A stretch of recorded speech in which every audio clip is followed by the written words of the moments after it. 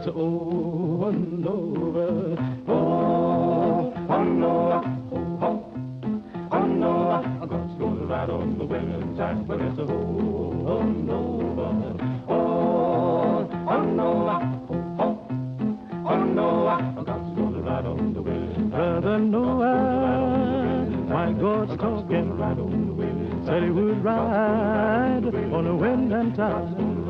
Hey, children, stop, still, and listen to me. God walked down to the brandy sea. He declared that he must send a man, and then he decided to destroy the land. He spoke to Noah. Noah stopped. He said, Noah, I want you to build me an ark. I want you to build it 3 cubits long. I want you to build it big and strong. Latinos weren't involved in hip-hop directly that much in the early days of hip-hop. They weren't. One or two.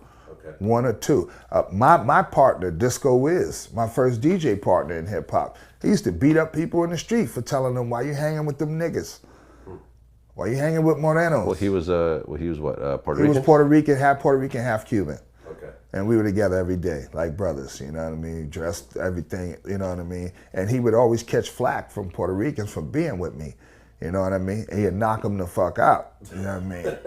But, so when in like 78, 79, more Latinos started migrating toward hip hop, you know what I mean, dancing as B-boys and stuff. They kind of changed the whole fabric of the breakdancing thing as B-boys, but it was a gradual thing as far as Puerto Ricans getting involved into hip hop. Puerto Rico was playing congas and timbales in the park while we was playing turntables. All right, so they are guests. Sure. In the hip hop. So would you say that Lil Jamar? No doubt indeed, man. It's your boy, man. Bronx, Afghanistan, black, repping that south side. Bronx, Afghanistan, side of the map, niggas. Let's get that out the way right quick. Check this out, man. I've been in the Luthi. I'm always in the Luthi. That shit is light work, right? That's light work. And basically, I heard everything that been trickling down with KRS-One talking about, if it wasn't for Puerto Ricans, specifically, you said if it wasn't for the Latinos, but specifically Puerto Ricans, there would never have been hip hop, never have been rap music, never have been that marvelous, swagged up entertainment that niggas grew to love, right? Niggas asked me how I felt about the situation because niggas know I'm vocal. Okay, from the grassroots, they said that Fat Joe started this shit, whatever the case is, right? I'm from the Bronx. I'm a representative of the X where hip-hop started, where it took the first sip of Similac. If you follow my channel, or you happen to give a fuck from time to time, or if you're just getting new to the program, dig back in the archives, nigga, no homo, and you'll see where I broke down simultaneously the contributions, the contribuents, you dig, that Puerto Ricans have did in hip-hop, have contributed to hip-hop as well as Jamaicans. I did it simultaneously. But now let's fast forward. This is what it is. This is the last time I'm talking about it, but I felt like breaking it down because I'm from the Bronx where hip-hop started and I felt like giving a fuck. You dig? So here we go, my niggas. Check this out, man. KRS, you getting old. Got love for you, nigga.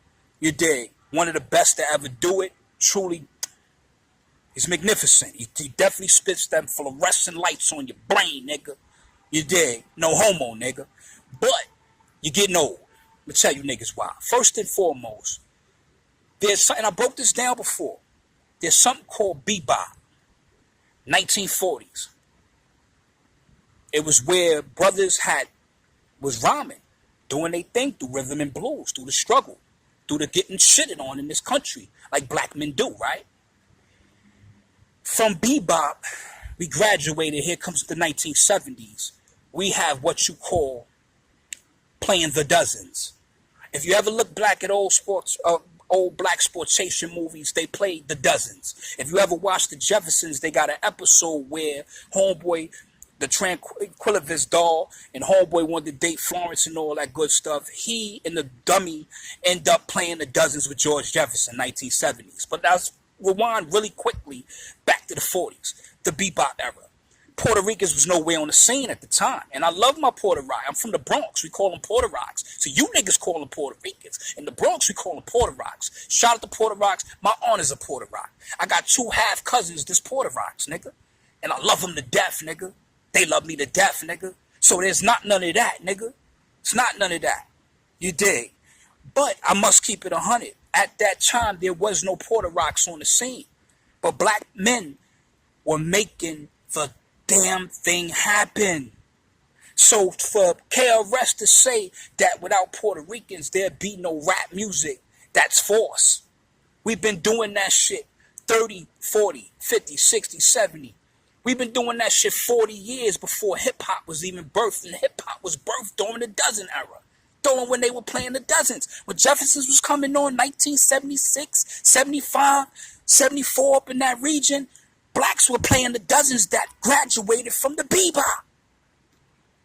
Fuck is KRS talking about? KRS, you getting old.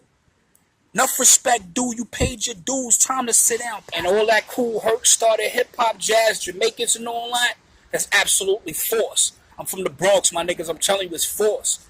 Black people been doing the bebop that I schooled y'all with already in the 1940s, before Cool Herc was even born. But I know Cool Herc got some age on him, but he definitely was in the cradle at the time. We talking about bebop, the Duke Ellington in them days. Duke Ellington would be in his 90s, 100. And my pops is from the Bahamas, nigga. So I got nothing against the old school reggae. You understand what I'm saying? I got nothing against it. But at the same time, nope. Latino, it doesn't matter. Latinos weren't involved in hip-hop directly that much in the early days of hip-hop. They weren't. One or two. Okay. One or two.